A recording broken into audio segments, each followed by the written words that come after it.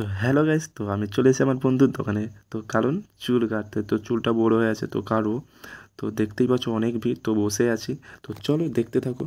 তো প্রথমে বলি সরি, কারণ চুলটা কাটা হয়েছে, ফোনটা ধরার কেউ ছিল না, আর দোকানে অনেক ভিড় ছিল, তোমরা দেখতেই পেয়েছো।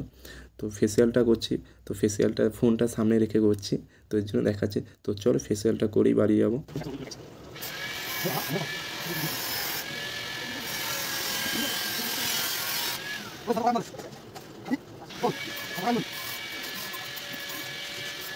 ফাইনালি মুখে ফেসিয়ালটা মাখিয়ে দিয়েছে।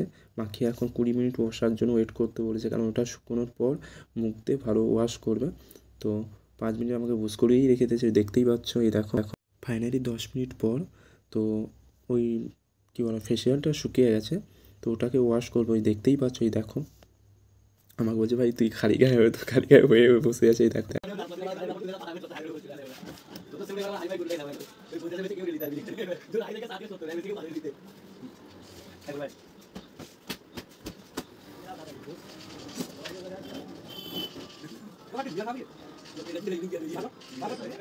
তো ফাইনালি মুখ ফেসিয়াল হয়ে গেছে, চুলও কাটা হয়েছে। তো পরে ব্লগে দেখা হচ্ছে, টাটা বাই বাই।